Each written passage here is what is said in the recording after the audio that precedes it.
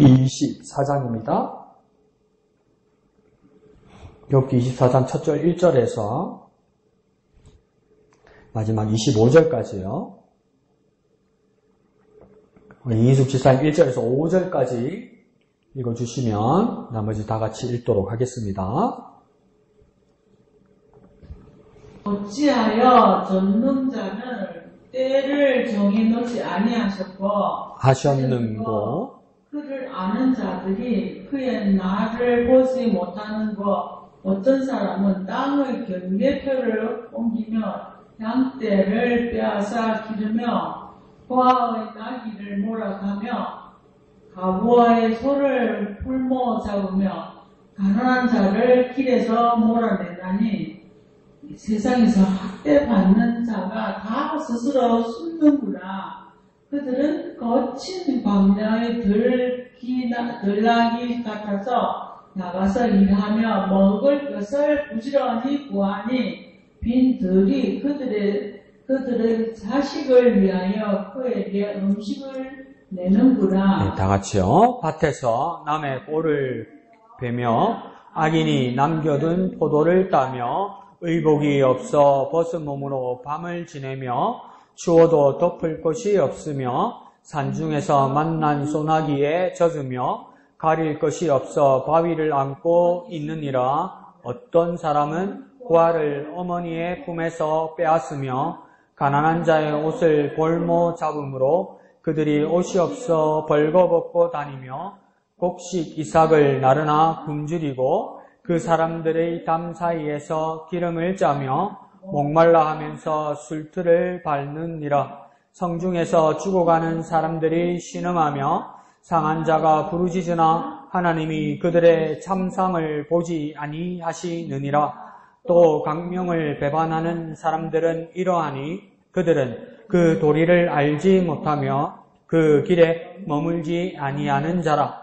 사람을 죽이는 자는 밝을 때에 일어나서 학대받는 자나 가난한 자를 죽이고 밤에는 도둑같이 되며 간음하는 자의 눈은 저물기를 바라며 아무 눈도 나를 보지 못하리라 하고 얼굴을 가리며 어둠을 틈타 집을 뚫는 자는 낮에는 잠그고 있으므로 강명을 알지 못하나니 그들은 아침을 죽음의 그늘같이 여기니 죽음의 그늘이 두려움을 알미니라. 그들은 물 위에 빨리 흘러가고 그들의 소유는 세상에서 저주를 받나니 그들은 다시는 호동한 길로 다니지 못할 것이라. 가뭄과 더위가 눈 녹은 물을 곧 빼앗나니 소홀히 범죄자에게도 그와 같이 하느니라. 모태가 그를 잊어버리고 구더기가 그를 달게 먹을 것이라. 그는 다시 기억되지 않을 것이니 부리가 나무처럼 꺾이리라. 그는 임신하지 못하는 여자를 박대하며 가부를 선대하지 아니하는도다.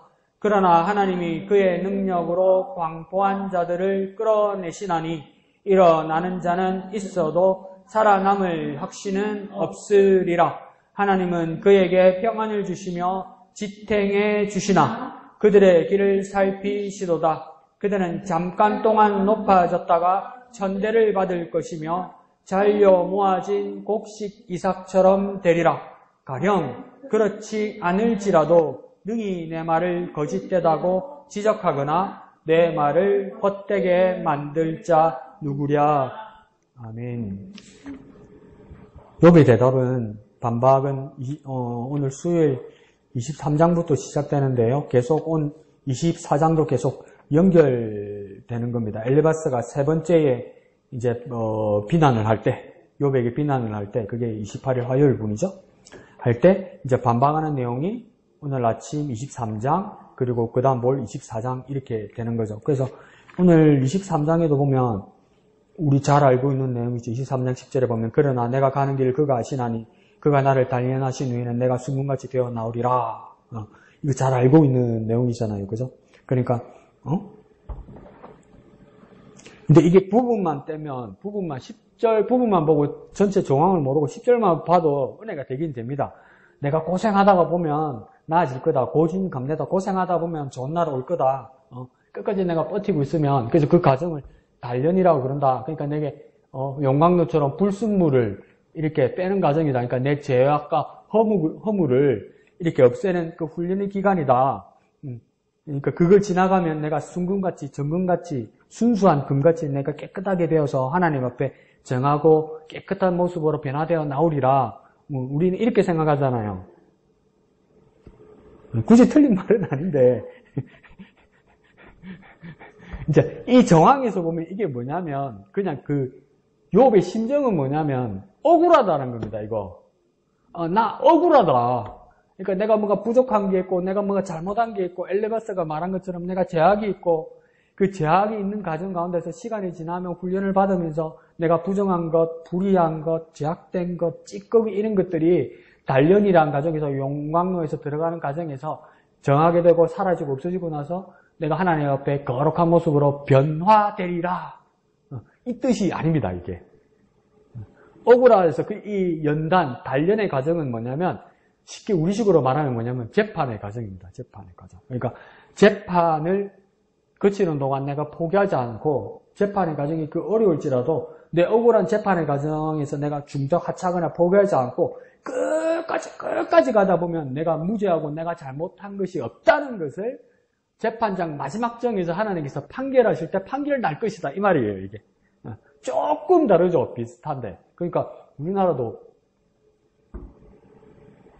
큰 뭐 형사사범이나 시국사범이나 이런 사람들 재판 한번 걸리면 기본이 3, 4년 간답니다. 이게 재판이. 1심, 2심, 대법원, 3심 대법원 판결.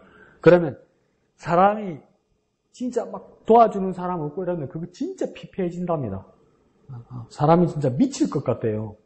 그러니까 그 과정 때문에 어떤 사람은 재판을 포기하고 그 검사하고 이렇게 협상을 해서 어느 형량까지만 달라고 일찍 포기하는 사람도 있고 그게 너무 괴로운 사람은 이제 자기를 하는 사람도 있고 그런 상황이 벌어지는 거예요. 그러니까 그 재판의 과정이 정말 고통스러운 거죠. 그러니까 여기서 욥이 말하는 이 단련의 과정은 뭐냐면 기나긴 재판의 과정을 이야기하는 겁니다. 그러니까 뭐냐면 욥 입장에서는 억울하다는 거예요. 내가 잘못한 거 없다는 거예요. 내가 잘못한 거 없어.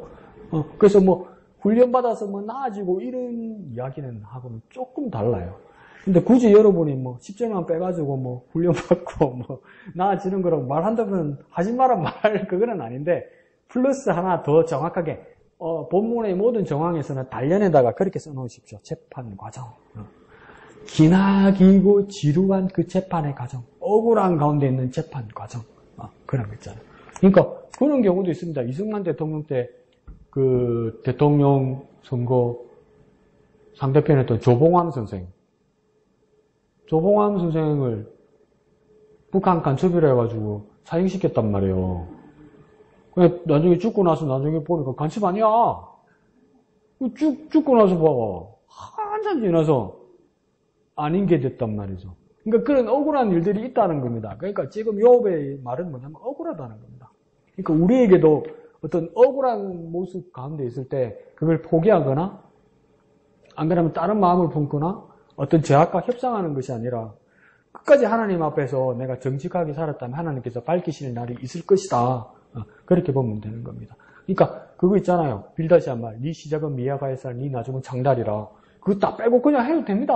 그냥 지금은 내가 이 가진 거 없고 뭐 겨자씨 같은 믿음을 가지고 있을지라도 나중에 큰 나무가 되고 뭐 새들이 앉는 열매가 될 것이다. 막 그렇게 갖다 붙이면 뭐 또 되는 말이에요. 근데 그 정황에서는 그 뜻이 아니라 빌다시 욥을 비난할 때 했던 말이거든요. 네 시작은 미약하다. 넌 지금 죽게 된 것이다 이 말이에요. 근데 네 나중은 창달이라. 이걸 극복해서 크게 될 것이다 이 말이 아니라 네 목숨이라도 건지는 큰 일이 있어야 될 것 아니냐. 그게 창대하게 된다 이 뜻이거든요. 그래서 그걸 한번 하면 우리가 욥기를 퀴기를 하면 이런 부분들은 우리가 잘 짚고 가면 큰 걸 건지고 또 우리 삶에 적용할 수 있는 거죠. 오늘 본문에서는 왼쪽 제목 한번 볼까요? 다 같이 시작. 하나님의 때는 언제입니까? 이렇게 됐죠. 여기서 하나님의 이 때는 구체적으로 뭘 말하는 거냐면 언제 심판해 주실 겁니까? 언제 가려 주실 겁니까? 이 말이에요. 그러니까 욥의 입장에서 보면 뭐냐면 언제 내 억울함을 신원해 주실 겁니까? 그때가 언제입니까? 그 때를 말하는 거죠. 그리고 우리가 목사님한테 배운 걸로 생각을 하면 이 때는 뭡니까? 카이로스와 같죠. 하나님이 때, 하나님이 결정하신 그때, 하나님의 뜻이 임하는 때, 그때로 볼 수도 있는 겁니다. 그런데 하나님의 때는 언제입니까? 그러니까 언제입니까? 할 때 언제? 이 언제는 언제일까요? 지금 요업의 지금 상황에서는 두 가지로 볼 수 있는 거죠. 언제입니까? 이럴 때 부정적으로 보면 뭡니까? 언제입니까? 이렇게 물어보는 거 보면 안 올 것 같아. 막막해. 내가 지금 당하는 이걸 봅니까? 그렇게 생각할 수도 있고, 긍정적으로 보면 뭡니까? 그래도 오늘 수요일날 본 것처럼 정금처럼 내가 잘못한 것이 없다고 신원이 밝혀진 날이 올 것이다. 내가 그때는 모르지만, 왜? 그거는 하나님께서 정하신 것이기 때문에, 하나님의 시간, 하나님의 카이로스이기 때문에 언제 내게 그때가 임할지는 모르겠지만 분명히 있다. 그러니까 더 두 가지로 말하면 하나는 막막하다고 볼 수 있고, 하나는 뭡니까? 그래도 꼭 온다. 그 두 가지를 볼 수 있는 거죠. 첫 번째는 막막하다. 언제? 이럴 때 막막하다. 그렇지만 꼭 온다. 2번은 꼭 온다. 이렇게 볼 수 있는 겁니다. 우리의 삶에서도 막막할 수 있죠. 아무것도 안 볼 수도 있죠. 근데 그건 꼭 온다. 내일이 11월 30일입니다. 그러면 이제 한 달 남았어요. 올해가. 그럼 우리 보통 다 똑같이 이야기잖아요. 웃으면서. 언제 그렇게 갔노? 벌써 그렇게 갔노? 언제 시간이 그래 갔노? 이러잖아요. 총알같이 갔다 이러잖아요. 그러니까 우리는 뭡니까? 정신없이 살은 거예요. 정신없이 살았어요. 근데 정신없이 살았는데 2023년 11월 마지막 날까지 하고 한 달까지 남은 동안 우리가 왔다는 건 뭡니까? 하나님은 우리를 지키실 때 정신없이 그냥 대강대강 하지 않으셨다는 겁니다. 우리를 철저하게, 우리는 정신없이 우리 인생을 살아가는데 우리 인생에 대해서 하나님은 꼼꼼하고 세심하게 우리를 지키시고 인도하셨다는 증거입니다, 이게. 그러니까 한 해를 돌아보는 건 정말 중요해요. 그리스도인에게도. 보면, 야, 11월 달까지 내가 뭐 했지? 왜 이렇게 빨리 갔지? 야, 진짜 정신없이 지나갔다. 나는 내 삶에 대해서 책임도 못 지고 너무 바쁘고 정신없이 책임감 없이 지나올 수도 있는데 이때까지 이렇게 책임 없이 지나왔지만 하나님은 내 인생에 대해서 하나님이 내 인생을 책임지시는데 보니까 아주 꼼꼼하고 세심하게. 그러니까 나는 정신없이 사는데 하나님이 정신 들여서 날 지키신 거예요. 내 삶을. 어찌 감사하지 않을 수 있습니까? 어찌 감사하지 않을 수 있어요? 그러니까 하나님이 날 지키지 않고 가만히 내버려 뒀으면 11월 달까지 그냥 아무 일 없이 왔을 것 같아요? 내 인생이? 진짜 아무 일 없이 진짜 평안하게 왔을 것 같아요. 세상, 바깥 세상 한번 보세요. 그게 어떻게 아무 일 없겠어요, 우리 인생에서. 뭐라도 터지고, 무슨 일이라도 있고, 뭔 변수라도 생기겠죠. 우리에게도 어떤 변수도 있었겠죠, 우리의 삶에서. 그런데도 오늘 이날까지 하나님께서 이 자리에, 그것도 예배의 자리에 하나님 말씀 앞에서 이끄신 것은 뭡니까? 정신없이 사는 우리 인생에 대해서, 하나님 우리 인생에 대해서 정신을 들여서 세심하게 여기까지 이끄셨다는 것에 대해서 지금 2024년 한 달을 남겨놓고 어찌 감격하지 아니하고 어찌 감사하지 않을 수 있냐 이 말이에요, 우리가. 근데 이것도 계속 이렇게 말하면 매년 또 말할 때 또 말할 때 됐다. 또 끝날 때 됐는 것도 또 감사해라 한다. 그렇게 생각할 수도 있는데 뭘 어떻게 하면 새롭게 할 수 있을까요? 우리의 생각들을. 그러니까 바울도 로마서에서 얘기하잖아요. 너희가 이 세대를 본받지 말고 마음을 새롭게 변화받아 이러잖아요. 그러니까 이 세대는, 이 세상은 그렇게 지나간단 말이에요. 그렇게. 그래서 우리도 세상 안에서 사니까 그렇게 그냥 그렇게 살아버린단 말이에요. 그런데 바울은 뭐랬냐면 우리는 이 세상 안에 살지라도 이 세대는, 이 세상의 방식은, 이 삶의 방식은 본받지 말래요. 그러면서 뭐라 하냐면 마음을 새롭게 변화받아 이러잖아요. 그러니까 세상의 방식처럼 그냥 아무 생각 없이 살더라도 다시 한번 하나님의 뜻으로 말하면 새롭게 변화받아서 다시 돌이켜보라는 겁니다. 돌이켜보라는 거. 그러니까 지난 세월을 반추한다 그러잖아요. 반추는 원래 누가 하는 겁니까? 반추는 원래 누가 하는 겁니까? 소가 하는 겁니다. 소가 위가 4개라고 그러잖아요. 그러니까 막 잔뜩 먹고 도로 뱉어내고 또 먹고 뱉어내고 하면서 2번째, 3번째, 4번째 위로 가는 거잖아요. 그걸 반추라고 그러잖아요. 그게 순 한국말로 대세김질이잖아요. 그러니까 우리가 정신없이 세월과 시간과 공기와 삶을, 날짜를, 시간들을 막 2023년 마구마구 먹고 마구마구 마셨단 말이에요. 그래서 우리가 뭐라 합니까? 고작 하는 말이 정신없이 살았는데 금방 갔네. 이거밖에 우리는 말 못한단 말이야. 그럼 하나님 우리 인생에 대해서 정신없이 우리도 그냥 하나님 그냥 세월을 보내신 것이 아니라는 것을 우리가 지금 올해 마지막 거의 가까이 와서 반추할 수 있어야 돼요. 되새길 수 있어야 돼요. 하나님 이렇게 인도하셨고 역사하셨구나. 내 삶에 대해서 나도 책임 못 지는데 하나님께서 책임지시고 이렇게 이끄셨구나. 이게 대한 반추, 되새김이 있어야 돼요. 그때 바울이 말하는 것처럼 뭡니까? 이 세대를 본받지 않고 마음을 새롭게 변하는, 그러니까 마음이 새롭게 변화받아 이러잖아요. 마음이 새롭게 변화받아야 된다잖아요. 그러면 그 변화는 뭘 거예요? 반추고 되새김질이란 말이에요. 내 인생에 대해서 하나님께서 손대시고 하나님께서 이끄시고 하나님의 손길을 발견하는 것. 그건 이 세대를 따라가는 게 아니거든요. 마음이 새롭게 변화받는 거거든요.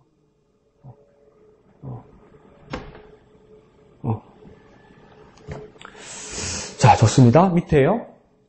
오렌지색 두 줄 있죠? 한번 읽어볼까요? 시작. 욥은 불의한 자들이 가난한 자를 학대하고 착취하는 세상의 모습에 대해 하나님이 개입하지 않으신다는 거 불평합니다. 불평 누가 한 겁니까? 욥이 했어요.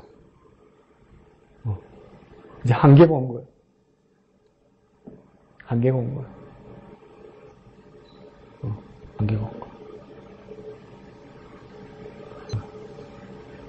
그게 내하고 목사님하고 차이는 뭐냐면, 어떤 사람은, 조마조마하다, 조마조마하다, 아슬아슬하다, 이렇게 생각하다가 이제 그 사람이 쓰러지거나, 그 사람이 뭐가 잘못되거나, 그 사람이 시험 들거나 이러면, 목사님하고 나하고 차이는 뭐냐면, 봐라, 내가 뭐라 그러다, 좀 조심해라, 안 그러다나, 정신 차려라, 안 그러다나. 난 내 마음이 그런 게 많이 들어요. 네. 근데, 목사님은 저하고 같이 서 있다가, 목사님은 뭐라고 그러냐면, 저한테 들리는 소리로도 목사님 뭐랬냐면, 야, 그래도 여기까지 잘 참았다. 대단하다. 이러시더라고요. 그게 목사가 나온 차이예요, 차이. 네. 그러니까 지금 욥의 모습을 보도 요약문에 오면 욥이 끝에 불평했다고 이야기하잖아요. 그러니까 제 입장은 뭐냐면, 에이고, 별 수 없네. 욥도 별 수 없네. 에이고, 니도 인간이네. 그래, 이때까지 온 거 뭐가 되노, 그러면? 저는 그런 생각이고, 목사님 관점으로 보면 뭐냐면, 야, 이때까지 참고 온 것만 해도 대단하다. 이렇게 보는 거죠. 그 뭐가 낫습니까?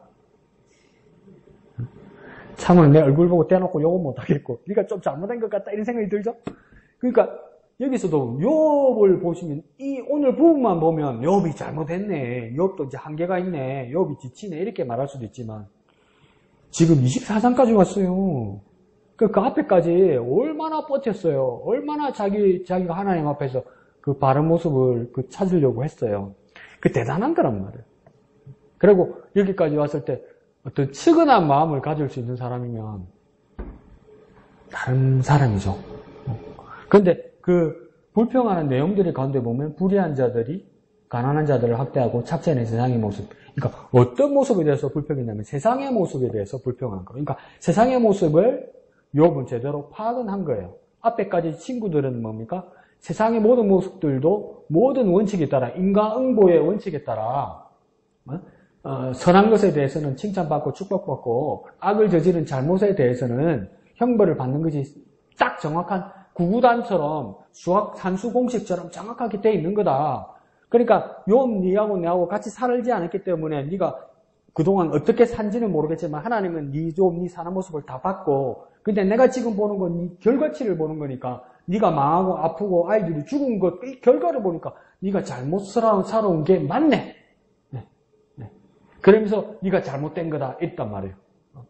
근데 욥은 뭐라고 해야 하니까 그렇게 다 되는 게 아니더란 말입니다. 그런데 그렇게 다 되지 않는 것에 욥이 해당되는 걸 보고 나는 내 자신을 어떻게 변화해야 될까 할 때 욥이 한계가 오면서 뭘 합니까? 하나님 앞에 불평하는 모습처럼 보이는 거죠. 그런데 여기서 오늘 본문에서도 불평하는 거로 끝나진 않아요.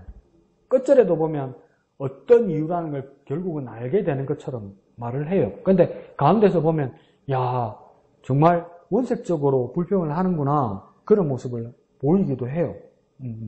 그러니까 이게 뭐냐면 불의한 자들이 가난한 자들을 학대하고 차치하는 세상의 모습에 대해서 불평한 걸 보니까 불의한 자들은 세상의 권력을 가진 사람들일 거고 가난한 자들이 학대받고 착취당하는 모습이면 이 가난한 자들이 욥을 말하는 게 아니거든요. 욥 자신은 아니에요. 근데 지금 보니까 자기가 고통받고 어려운 상황이 있다 보니까 고통받고 착취당하는 가난한 사람들이 이제야 보이는 거예요. 이제야. 그러니까 우리가 죄송합니다. 등 따시고 배부르면 약하고 가난한 사람이 안 보이는 거라 이게. 안 보이는 거라 여러분. 지금도 이제 집에 돌아가셔서 집에 딱 가면 보일러 다 켜져 있고 조금 춥다 싶으면 따뜻한 물 받아서 먹고 차 끓여 마시고 커피 한 잔 쫙 내려 먹고 속이 든든하게 뜨뜻하게 좋다 이러면서 뉴스 딱 틀면 뭡니까? 지구 전체 바깥에서는 지진으로 2,000명이 죽고 전쟁으로 수만 명이 죽고 포로를 교환하네 안 하네 이러면서 그걸 뭡니까? 뉴스를 보면서 사실을 보지 뭡니까? 우리는 뭐 하는 사람밖에 더 됩니까? 구경하는 사람밖에 안 돼요. 왜 구경하는 사람밖에 안 됩니까? 실감이 안 나. 실감이 안 나. 총을 맞아 본 적이 있어야지. 폭격을 당해 본 적이 있어야지. 우리 가족이 포로를 당해본 적이 있어야지. 아이고 안 됐다. 웃자긴 너 이거밖에 안 돼요. 왜요? 나는 등 따시고 배부르거든. 근데 욥은 뭡니까? 그랬던 사람이 고통받고 어려우니까 뭡니까? 자기 모습뿐만 아니라 고통당하는 다른 사람 모습까지 보이는 거예요. 이게 장단점이죠. 그 고통을 실감하는 것까지는 좋은데 그러니까 하나님 앞에 반감을 여기는 거죠. 근데 반감을 여기는 것이 나쁘다고 말할 수도 있는데 큐티로 순화해서 한번 해봅시다. 큐티하는 사람이면 이 상황이 됐으면 뭐 하면 됩니까? 책에다가 물음표를 치는데요. 맞죠? 큐티 안 하려니까 하나님 무조건 옳지 뭐 하나님 맞지 뭐 하나님 외에는 시끄러! 불경스럽게 하나님한테 그러면 안 돼 이러고 있는 거 그게 뭡니까? 욥이 새 친구들의 모습이에요. 그 큐티 안 하면 필기 안 하면 노트 안 하면 메모 안 하면 물음표 한번 안 쳐보면 누가 큐티에다가 물음표에다 답 쓰라고 그러던가요? 모르면 물음표로 이게 뭔고 이렇게 할 수 있어야 되니까 불평까지 못할지라도 물음표 이게 도대체 뭔가 물음표를 칠 수 있어야죠. 확연히 다르죠. 확연히. 근데 우리는 뭡니까? 하나님 무조건 옳으니까 불경스러운 말 하면 그걸 불경스러운 말 하는 것이 아니라 물음표 할 수 있어야 되죠. 물음표. 그럼 욥하고 같은 마음으로 가다가 욥이 어떤 결론을 내는지 욥이 어떤 결론으로 가는지 우리도 같이 갈 수 있어요. 같이. 좋죠? 그러니까 큐티는 성경 공부가 아니라서 모든 전체를 알아야 되는 게 아니니까 모르는 의미에 모르는 대로 온 것은 온 것대로 내게 적용되는 건 적용되는 것대로 한두 가지만 해도 돼요. 그 대신 이제 뭘 해야 되냐면 큐티한 지 오래됐으니까 그 본문에 집중할 수 있어야 돼요. 본문과 내 삶으로 집중할 수 있도록 그렇게 해주시길 바랍니다. 예, 좋습니다. 자, 이양택 시사님 한번 들어볼까요?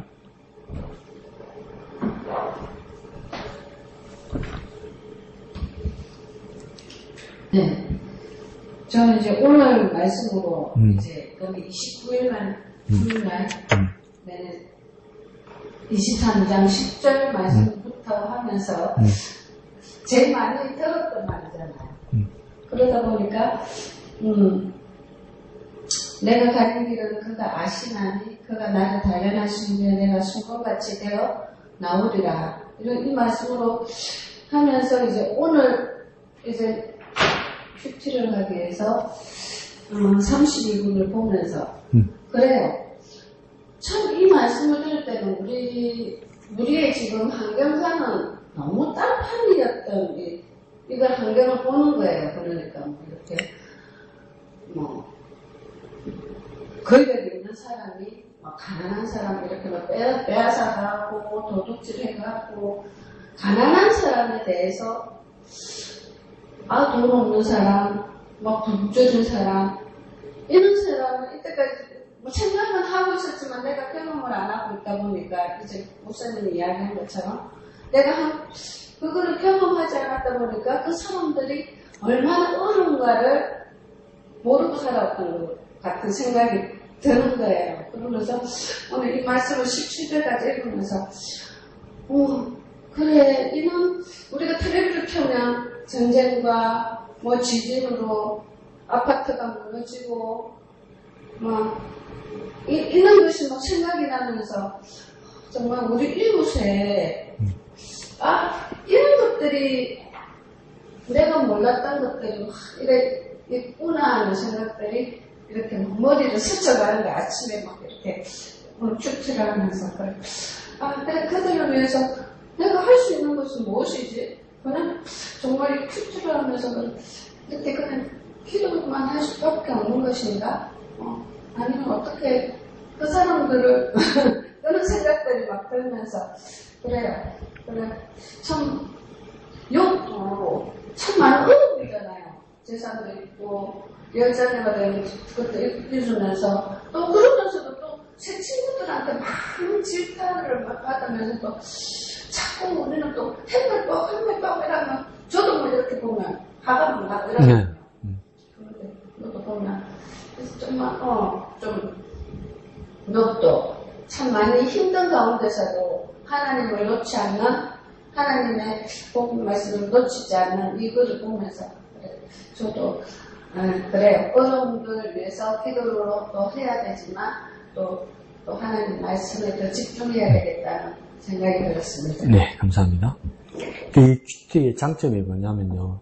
집사님이 지금 말씀하신 것처럼 묵상하고 거기에 대한 고민이 없으면 그건 그죠. 그러니까 솔직히 말해서 다시 제가 예를 드린 걸 말씀드리면, 볼을 켠 따뜻한 방에, 안 그러면 뭡니까?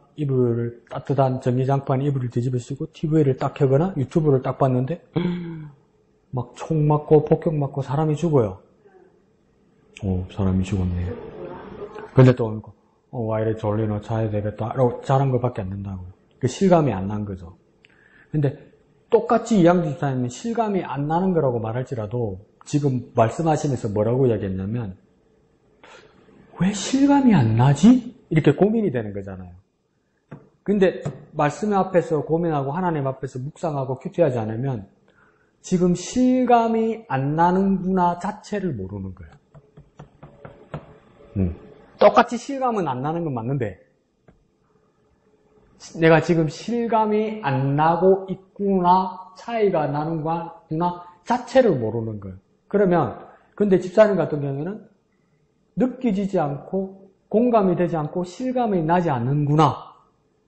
그 차이를 느끼면서 그 다음 단계까지 갔어요. 어떤 단계로 갔냐면 그럼 난 뭘 해야 하지? 엄청나게 간 거예요, 이게. 다른 사람들은 뭘 해야 될지 고민 안 해요. 왜 해요, 그거? 안 해요. 왜 안 할까요? 근데 뭐 어떻게 말하고 큐티를 안 하니까. 묵상 안 하니까. 뭘 해야 될지 왜 고민해? 그냥 실감이 안 나는 줄도 모르는데 뭘 해야 될지 간 건 엄청나게 간 거예요, 지금요. 그래서 그러면서 그러니까 기도해야지. 그러면서 또 마음에 막 또 어떤 무게를 느낍니다.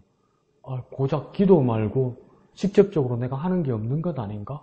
그러면서 또 기도하고 있는 거예요. 기도하면서 뭡니까? 내가 기도와 더불어 무엇이 할 것이 있을까 하면서 또 찾아보는 거죠. 그러니까 큐티는 묵상과 더불어 탐색하고 자꾸 접근하고 자꾸 현장으로 찾아가려고 조금 더 가까이 가는 겁니다. 그래봤자 저 먼 이스라엘 땅이고 팔레스타인 땅이고 저 아프가니스탄 땅이고 저 아프리카고 이랬지만 먼 거는 매일 말일 것 같지만 세상 사람들 그렇게 말하겠죠. 50보 100보라고 말하겠지만 기도하는 사람, 묵상하는 사람, 하나님 말씀에 몸부림치는 사람, 입새에는 바람에도 나는 괴로웠다는 것처럼 윤동주의 서시처럼 하나님 앞에 자기 마음을 반성하고 쳐다보는 사람은 뭡니까? 마음이 실감이 안 나는 사람보다 조금씩 더 가 있어요. 그러면 하는 것도 달라요. 실감도 다르다고요. 그러니까 하는 거 안 하는 거는 진짜 달라요, 여러분. 그렇게 마음에 어떤 무게를 느끼고 하나님 앞에 기도하고 뭐라도 찾아보는 사람이 많아질 때 교회와 세상이 변화되는 겁니다, 여러분. 그러니까 그 자체에 발을 들이대지 않으면 아무런 변화 없어요. 아무런 변화 없어요. 그러니까 별 차이 없는 것 같죠? 아니요, 차이 엄청나요. 엄청나요.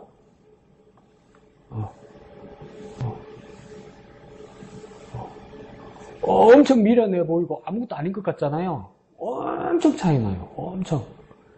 그 SBS에서 요즘 3부작 다큐멘터리 하는데 2부까지 내가 봤는데 고래와 나에서 고래들 이렇게 다큐멘터리 하는데 고래가 포유류니까 기본적으로 머리가 좋더라고요. 기본적으로 다른 동물에 비해서. 근데 이 고래들의 조금 이렇게 사납고 잔인한 범고래 이런 몇 놈들을 빼고는 고래들의 공통점이 뭐냐면 머리가 좋은 것과 더불어 공통점이 뭐냐면요. 착해서 유혹 많이 당하고 많이 죽었어. 그러니까 영화에서 너는 뭐 노인과 바다나 모비딕에서 나오는 막 고래하고 막 그 포경꾼하고 싸우는 거 있잖아요. 그건 사실이 아니래. 그래서 모비딕에 나오는 고래가 혹등고래인가 향고래인가 그래요.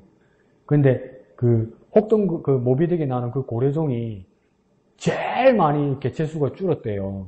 왜 제일 많이 개체수가 줄었냐면 착해가지고 사람이 오면 내한테 해코지 할 거라고 절대 생각 안 해요. 얘들이.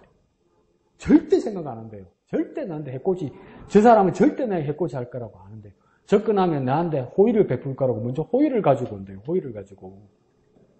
그 내가 너무 미안한 거야. 내가 뭐 해코지 한 건 없지만 내가 해코지 한 거 많더라고 여러분. 그 한 달 전인가 우리나라 바다에서 보리고래라는 애가 한 몇 톤이라더라? 10톤, 20톤 되는 애인데 그 해변가에서 죽었더라고요. 그러니까 왜 죽었을까? 그래서 이제 해부를 했죠. 우리는 뭔지 아세요, 집사님?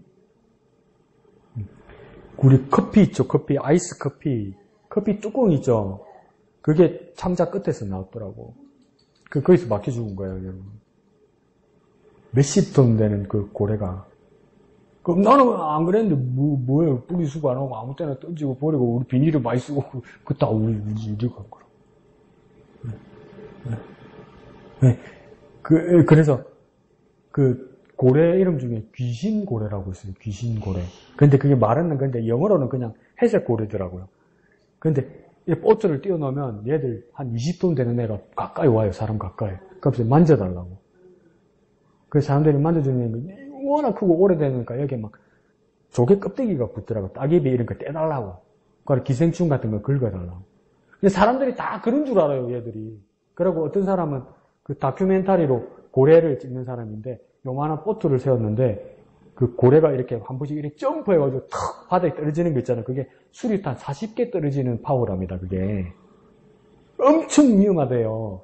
그런데 고래가 그렇게 하지 않는데 하루는 이 보트가 있었는데 이 보트 위로 이렇게 고래가 떨어진 거예요. 그럼 수류탄 40개면 그 보트에 있는 사람 어떻게 됐겠지? 죽었겠지. 다 죽었다고 생각했죠. 아무도 안 죽었는 거야. 그날. 그래서 왜 안 죽었을까? 이러면서 이렇게 이렇게 카메라를 이렇게 영상을 분석해 봤대요. 고래 보니까 뭐냐면 고래가 이렇게 딱 점프를 했는데 얘가 머리가 좋고 눈이 보이잖아. 그러니까 지가 실수했다고 느꼈는가 봐. 사람이 있네? 이렇게 된 거예요. 그래서 옆으로 틀었더라고. 그러니까 그게 역특하다고 들다가 나는 이제 어떤 마음이 드냐. 억수로 미안한 거라. 내가 해준 게 없는 거예요. 그런 애들한테. 선의가. 그러니까, 뭔 이야기가 또 여기까지 왔나? 또 시작한다. 그러니까, 선의를 가진 것. 그것만으로도 엄청 세상은 바뀌고 달라진단 말이에요. 우리가 하나님의 뜻에서 선의를 가지는 것. 하나님의 뜻을 따라 선의를 가지는 것. 이게 미련해 보이고, 딱해 보이고, 되지도 않은 짓 같고 그렇잖아요. 그러니까 하나님의 말씀을 묵상하는 게 무슨 인생에 도움이 되겠어요? 무슨 세상 돈벌이에 뭐 배부른데 무슨 도움이 되겠어요? 안 그래요? 그 시간에 인형 눈이라도 더 붙이고 봉투라도 더 붙이면 10원, 20원이라도 벌지. 무슨 새벽에 일어나서 하나님 말씀 퀴트하고 하나님 말씀 보자고 이러고 있어요. 그러고 그렇게 해봤자 기도해가지고 아무 일도 안 일어나잖아요. 아프리카? 팔레스타인? 이스라엘? 여기서 거기가 어딘데? 그 기도가 무슨 소용이 있어요? 뉴스 보면서 협찬하는 거나 그거 보고 기도하는 거나 주여 부르는 거나 뭔 차이가 있어요? 근데 우리는 왜 이러고 있는 거예요? 왜 말씀 보고 왜 큐트하고 왜 묵상하고 왜 기도하고 있고 왜 안타까워하고 있는 거예요? 하나님의 뜻으로 세상을 바꾸려고 그러는 거 아니에요? 하나님 나라를 확장하려고 그러는 거 아니에요? 복음의 능력으로 지경을 넓혀가는 교회를 위해서 일을 하는 거 아니에요? 세상은 모른단 말이에요. 근데 하나님은 여러분의 그 작은 몸짓, 작은 기도 하나님 다 하시고 역사하신단 말이에요. 그러니 이게 어떻게 놓칠 일이고 해도 되고 말아도 될 일이고 그런 일이 아니란 말이에요. 일주일에 한 번씩 주일날 와가지고 큐티 7번 한 사람은 똑바로 손 안 들고 5, 6, 4, 셋 하루도 안 하고 그렇게 살 일이 아니란 말이에요, 이게. 자꾸 막 농담하는 줄 알고 안 해도 별일 없더라 그러고 별일 없지. 사는데 아무 일 없지. 병원 가서 신체 검사하는데 건강검진하는데 그 무슨 차이가 있겠어요. 집주를 하나 안 하나. 하나님 앞에 가서 어떡할 거예요, 이게. 어떻게 살아왔는지. 정말 중요합니다. 근데 잘하는 사람한테 자꾸 뭐라 하니까 미안하네. 잘하고 있는 사람한테. 예, 좋습니다. 목사님. 예.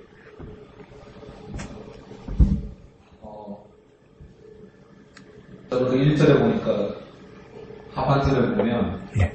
그를 아는 자들이 그의 날을 보지 못하는 거라고 하는 것입니다. 하나님의 때가 있다라는 거죠. 물론 오늘 인과응보에 대한 어떤 그런 신학을 가지고 있는 그 친구들이 계속적으로 얘기를 하는 거기에 대한 반론으로 그 인과응보 그것도 틀린 부분도 많더라. 봐봐라 지금 가진 자들은 더 많이 가지고 또 가난한 사람들은 더 가난해질 수밖에 없는 그 형편들, 그리고 그 정의와 질서가 무너져 있는 그런 상황들 한번 봐봐라. 그래서 그 가난한 사람들이 10절에 보니까 12절에 보니까 그렇게 막 부르짖어도 하나님께서 안 듣지 않냐. 또 그 악한 사람들이 막 그렇게 그 빛의 어떠한 그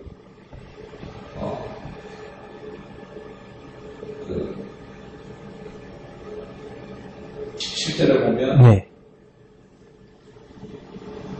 빛을 무서워하죠. 빛을. 네. 아침을 무서워하는 네. 빛의 반역자처럼 네. 살고 있는 네. 그런 것들도 있고,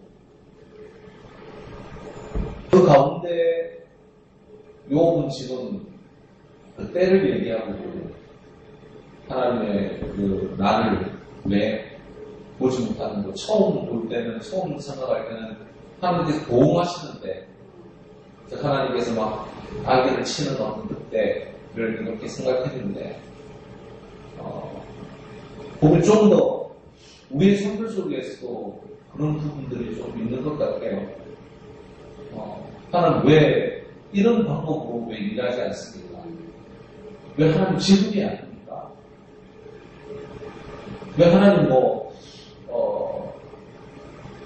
좀 더 내가 이해할 수 있는 과학적이고 이성적이고 그리고 지금 시대에 맞고 시절에 맞는 그런 것으로 왜 응답하지 않습니까? 왜 저희 고난에 그리고 악인의 그러한 흉포에 대해서 왜 하나님께서는 응답이 없습니까? 수많은 답들을 그 질문들을 어떻게 보면 하고 있는 것처럼 보이거든요. 우리도 그럴 때도 있고. 그러니까 내 생각과 다른 거 하나님을 인정하지 못할 때에 우리가 하나님의 때에 대해서 늘 이렇게 이해하지 못할 것 같아요. 예를 들면 출애굽이 애굽에 들어간 400년 이후에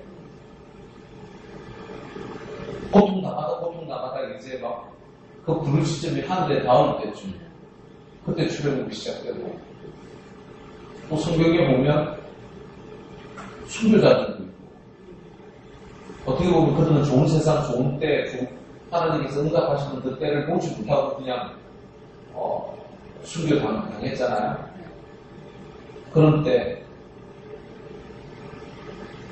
그걸 우리가 보지 못한다고 한다면 여전히 우리는 그 인과응보라고 하는 그 부분들 속에서 벗어나지 못하는 신학, 그것에 벗어나지 못하는 신앙으로 나아갈 수밖에 없고, 그래서 늘 불평하고 답답하고 우리 사회와 정치 경제를 보면서 불평하고 저희가 죽었다라고 얘기하고 또 그렇게 핑계대고 하는 그런 모습들이 있을 것 같거든요.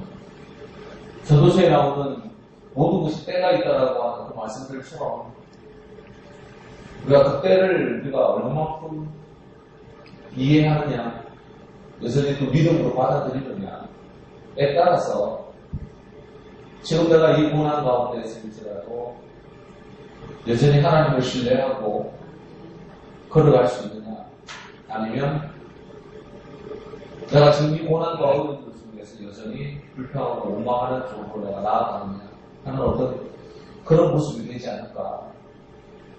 내가 하나님을 재단하지 않는다고 한다면, 재단만 하지 않는다고 하면, 내 생각과 내 이성으로 재단만 하지 않는다고 한다면 여전히 하나님의 주권은 내가 범접할 수 없는, 하나님의 어떤 주권은 내가 어떻게 할 수 없는 그 하나님의 어떤 마음들 속에 내가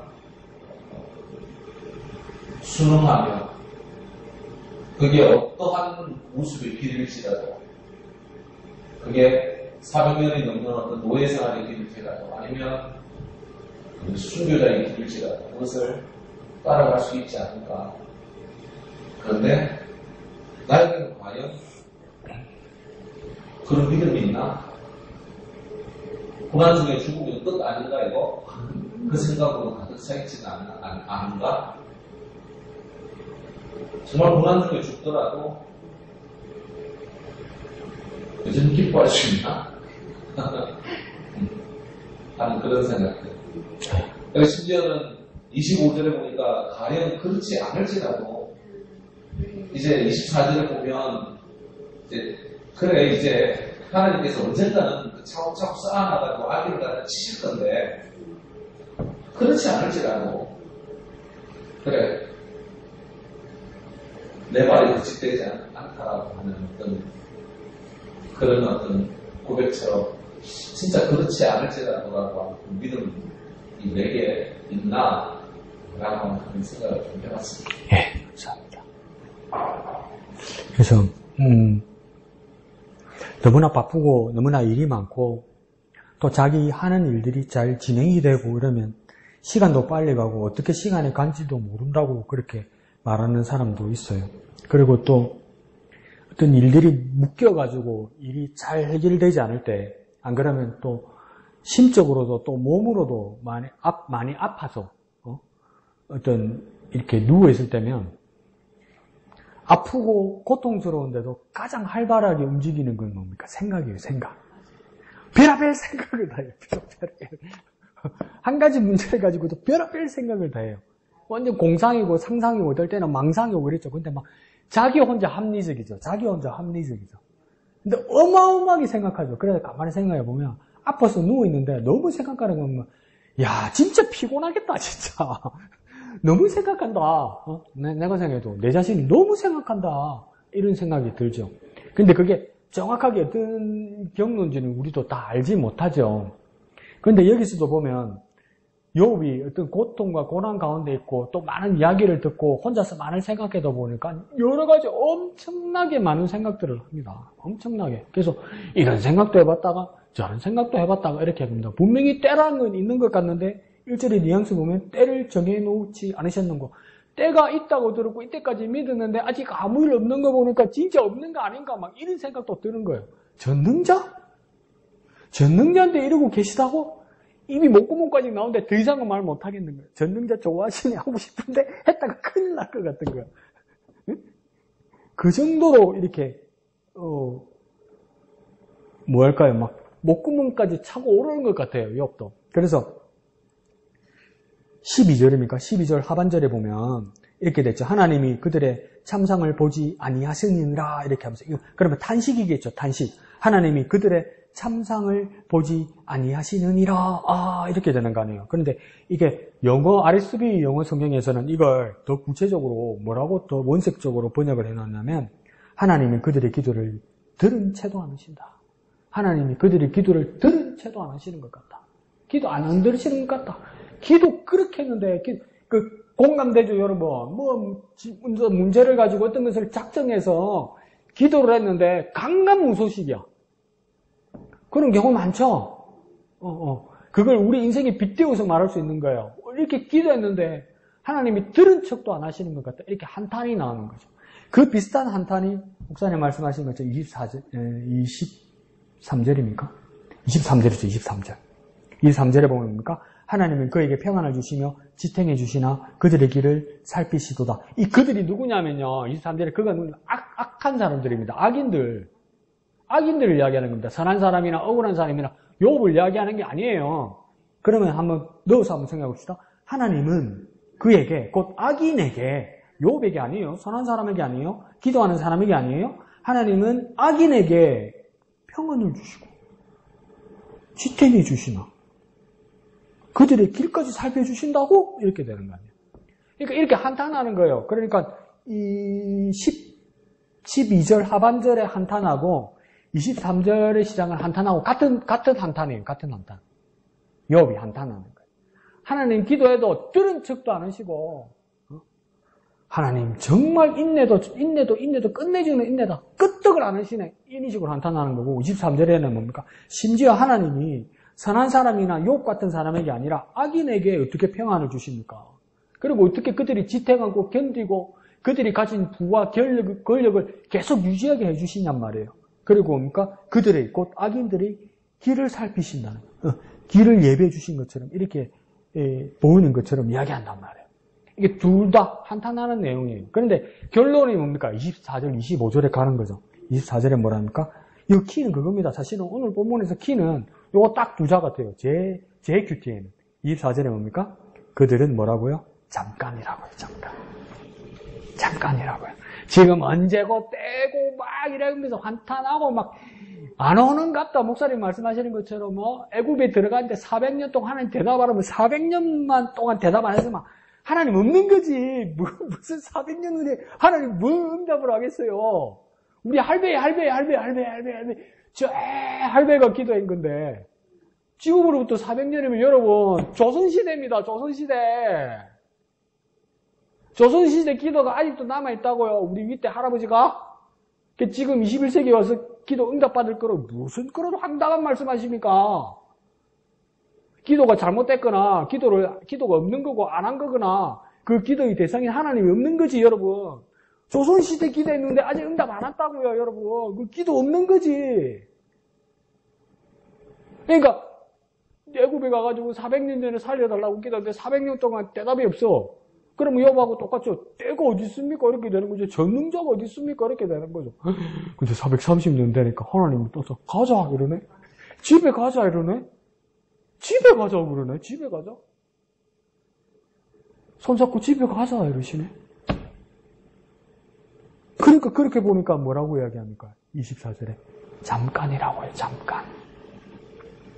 지금 불의하고 말이 안 되고 안 보이는 것 같고 없는 것 같이 보이는 이거 잠깐이라고 해요. 잠깐. 목사님 400년이 어떻게 잠깐입니까? 지금부터 조선시대가 어떻게 잠깐입니까? 막막한 거지 진짜. 이 양반이 지금 무슨 소리를 하고 있나? 목사라고 진짜 하나님 편들고 진짜 가재는 개편이라더니. 근데 여러분 아침이 아니고 조금 전에 시작할 때 뭐라고 했습니까? 벌써 11월 달이 다 지나갔어? 그것도 잠깐이라며 11달은. 11달이 어떻게 잠깐입니까 여러분? 11달이면 300일 벌써 넘어갔는데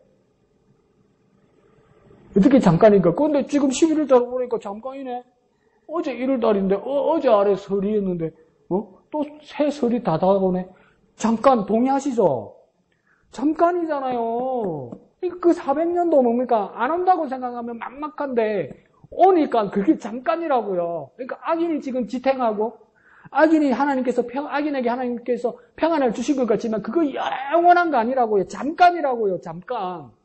그럼 우리가 고난받는 것, 우리가 억울한 것, 기나긴 하나님 뜻대로 살았는데 하나님께서 우리에게 축복 주시지 않는 것 같고 응답 받지 못하는 것 같고 영원히 하나님께서 답하지 않으실 것만 같은 이것 영원할 것 같은데 이게 뭡니까? 잠깐이라고요. 잠깐.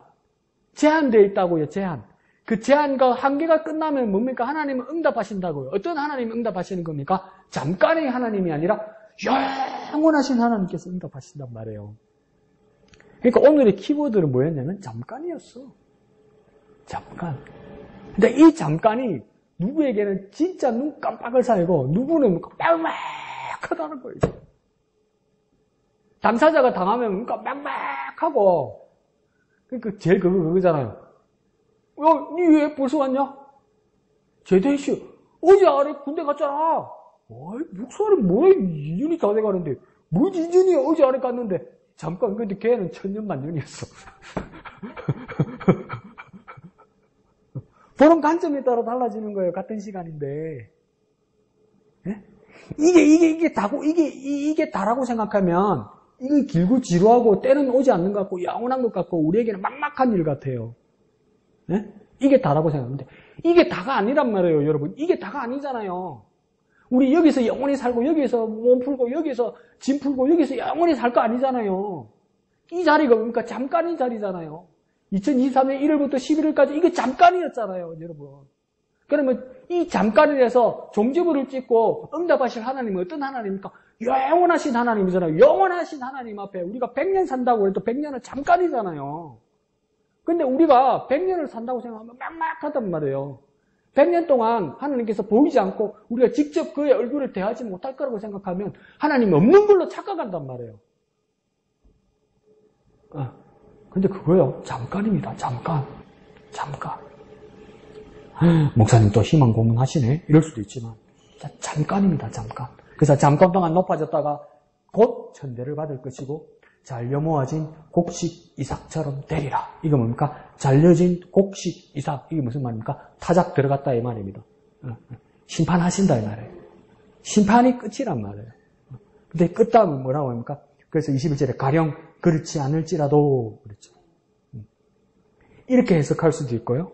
다른 번역 성경에서는 뭐라고 이야기했냐면 더 원색적으로 얘기했습니다. 큰 소리로 욥이 뭐라냐면 그렇지 않은가? 이 말이에요. 모든 사람들이 큰 소리로 합니다. 내 말이 맞단 말이야! 이런 뜻으로. 그러니까 그렇지 않은가? 이럴 때 그러니까 그렇지 않을지라도 이렇게 자기가 변치 않을 거라고 말할 수도 있고 똑같이 그렇지 않는다 이럴 때도 뭡니까? 그 억양을 다르게 해버리면 뭡니까? 그렇지 않은가? 이 말을 뭡니까? 내 말이 맞다! 이렇게 말하는 사람도 있단 말이에요. 그런 뜻으로요. 그래서 너희 내 말을 거짓되다고 지적하거나 내 말을 헛되다고 만들 자가 누구랴? 내 말을 헛되게 만들 자가 누구랴? 이거 다시 번역하면 뭡니까? 내 말이 옳다. 내 말을 헛되게 만들 사람은 아무도 없다. 이 말이에요. 이게 잠깐이고 하나님께서 영원하신 하나님께서 오셔서 심판하실 것이란 것에 대해서는 이게 틀렸다고 말할 사람은 아무도 없다. 이 말이에요. 이렇게 내가 고백한, 나 욥이 고백한 하나님의 뜻이 옳다. 이 말이에요. 그러니까 24절, 25절이 결론이었어요. 결론. 그래서 그걸 두 자로만 바꾸면 뭡니까? 잠깐이에요. 잠깐. 한 10년 전이었나요? 독일에는 그 음악 중에서 클래식 음악 이런 것들도 애호가도 많고 유명하니까 그 정부 차원이나 국영방송 차원에서 콩쿠르를 해요. 콩쿠르. 그러면 이제 나라에서 이제 막 그 사람을 키우고 이러죠. 근데 어린 여학생 한 사람이 바이올리니스트인데 고등학생인가 이런데 기차게 바이올린을 잘하는 거야. 그래서 그 여학생이 1등을 했어요. 그러니까 이상하게 생겼어. 한국에. 근데 보니까 국적도 독일이 아니야. 독일도 아니야. 아빠 따라와서 아빠. 아빠가 독일에 유학 왔어. 유학. 그 목사님 딸이야. 목사님 딸. 아빠가 신학 공부하러 왔던 거야. 근데 공부를 얼마나 열심히 하고 얼마나 스트레스 받았든지 한번 쓰러졌어요. 뇌졸중으로. 그러면 이제 몸을 잘 보호하고 이래야 되는데 너무 과제가 많으니까 또 공부하다가 또 쓰러졌어요. 그래서 이제는 이제 불구가 됐어요. 불구가. 학교도 못 다니고 아빠가.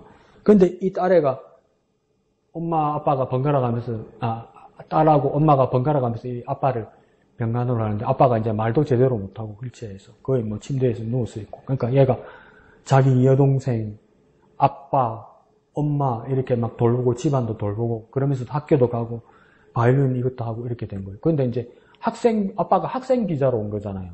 그럼 학교도 안 다니고 학생 비자 만료 기간이 지나가니까 이제 본국으로 돌아가야 되는 거예요, 한국으로. 그러니까 아빠는 하기도 못했고, 애는 중간에 이제 한국으로 돌아가야 되니까, 바이올린도 더 못하고 이래서 이게 뉴스에 나왔어요. 독일 뉴스에. 그래서 이 학생을 구제해줘야 되지 않겠느냐. 그래서 비자 연장을 시켜줬던 그 이야기였어요. 근데 그래서 뭐 복 받았다 이런 이야기가 아니라, 그 집안에 어려운 일이 있으면 그 책임을 진 사람이 갑자기 어른이 됩니다. 어른이.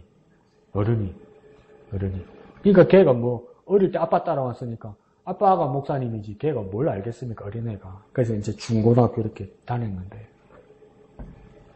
근데 그게 얼마나 어렵습니까? 뇌졸중 환자를 돌본다는 게 기저귀 갈고 채우고 앉히고 눕히고 밥 먹이고 이게 얼마나 힘듭니까?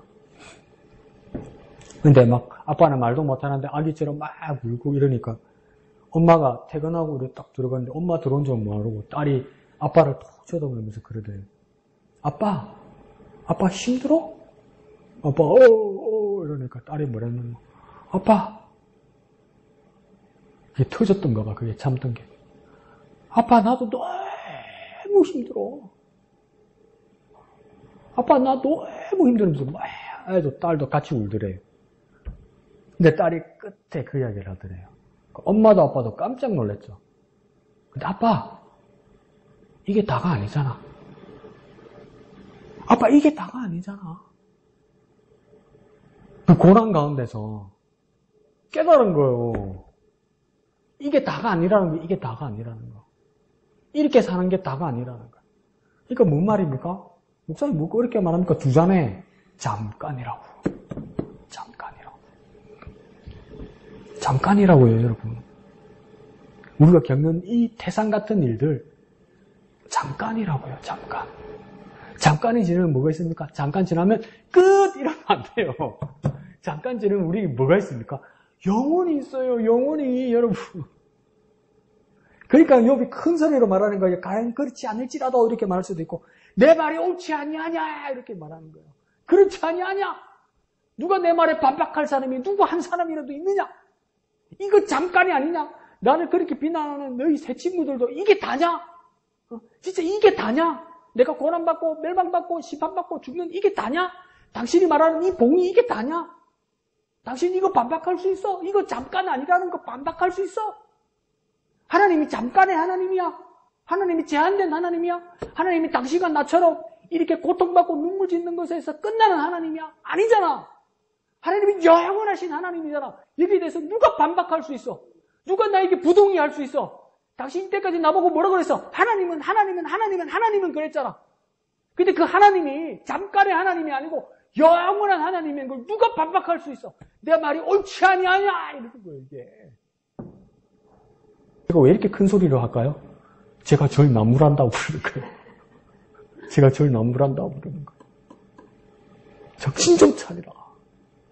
잠깐이야, 이건. 하나님의 영원한 계획이 있어요. 그럼 목사님 죽어서 천당 가는 걸 말합니까? 그것뿐만 아니라 우리의 삶에서 이 장에서 그 다음 장이 하나님의 새로운 영원한 하나님의 새로운 것들이 열릴 줄 누가 아느냐는 거예요. 누가? 그건 하나님 때고 하나님의 시간인데. 그러니까 막막한 것 같을지라도 확실한 건 있단 말이에요. 하나님의 계획, 그 영원한 계획. 그 소망을 잃지 않는 저와 여러분 되었으면 좋겠습니다. 그러니까 2023년 마지막 달리기 끝나는 것 같지만 뭡니까? 다음 달에 목사님 여러분 딱 하나씩 줄 겁니다. 2024년 새 달력. 그 새 달력에서 하나님의 놀라운 계획들을 발견하고 그를 위해서 지금 2023년을 잘 마무리하고 준비해 가신 이 잠깐을 준비해 가시는 저와 여러분 되시기를 거룩하신 예수님의 이름으로 축복합니다. 다 같이 찬송하신 후에 기도하고 마치도록 하겠습니다.